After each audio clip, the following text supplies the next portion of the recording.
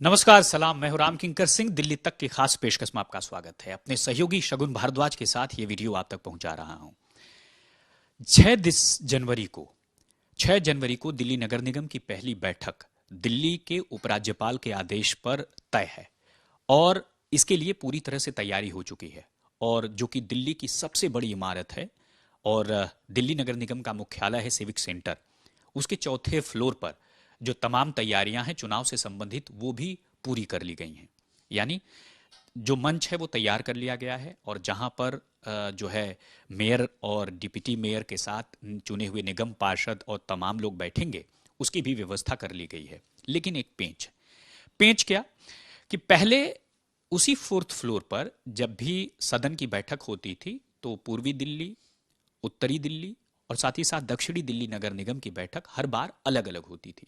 यानी standing committee की बैठक जो हर हफ्ते होती थी और साथ ही साथ जो सदन की बैठक होती थी वह अलग अलग होती थी। लेकिन अब जो है यहां पर चूंकि पहले कुछ ही पार्षद बैठते थे। अगर आप उत्तरी दिल्ली का उदाहरण ले लीजिए तब 104 सीटें हुआ करती थीं। यानी जब मंच पर मेयर बैठा होता था तब उसके ठीक सामने बैठने वालों की संख्या सिर्फ और सिर्फ 104 थी। लेकिन अब एक साथ 250 लोग बैठेंगे तो जाहिर सी बात है उसके लिए बहुत सारी व्यवस्था करनी पड़ेगी। और अभी तक सदन में तकरीबन अधिक से अधिक 300 350 लोगों के बैठने की व्यवस्था है। तो अब होगा क्या? कुछ रिस्ट्रिक्शंस होंगे। और रिस्ट्रिक्शंस किस तरह से हैं?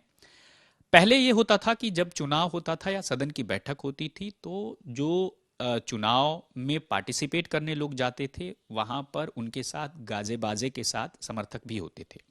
लेकिन अब चूंकि बैठने की स्थिति या बैठने की समुचित व्यवस्था कम से कम है, लिहाजा जो समर्थक हैं उनको बाहर ही किया जाएगा। यानी अब चुनाव के वक्त सिर्फ जो है चुनाव में शामिल लोग और साथ ही साथ जो अधिकारी हैं वह हैं, चाहे जो कमिश्नर हो और साथ ही साथ निगम सचिव हों और उनके साथ और दूसरे स्टाफ हों, उनकी ही एंट्री चौथे फ्लोर पर होगी और जब चुनाव संपन्न हो जाएगा उसके बाद देखा जाएगा। यानी पहले जो बैठने की व्यवस्था थी वह 104 के आसपास थी। अब मंच पर जो है मेयर बैठा होगा और या कह लीजिए कमिश्नर बैठा होगा और उनके ठीक सामने तकरीबन 250 चुने हुए लोग बैठे होंगे। तो सवाल यही है कि अब होगा क्या? तो अब समर्थक की एंट्री बंद हो जाएगी और साथ ही साथ जो मीडिया के लोग हैं पहले वहां भी बैठा करते थे चौथे फ्लोर पर।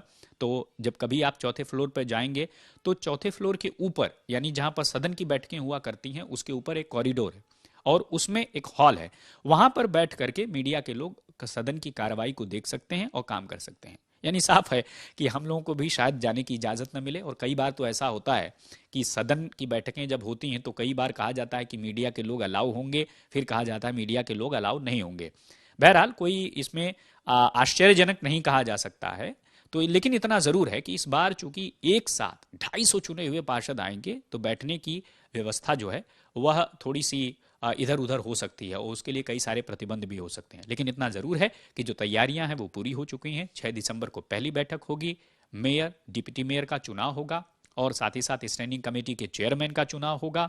बीजेपी बड़ी कोशिश कर रही है कि स्टैंडिंग कमेटी का चेयरमैन उसका ही हो और साथ ही साथ जो जोन चेयरमैन में तकरीबन 3 जोन तक, Narela zone, civil line zone और जो सेंट्रल जोन है वहां पर कांटे की टक्कर है। और यही वजह है कि बीजेपी चाहेगी कि तकरीबन 2 जोन में वही बहुमत में आए।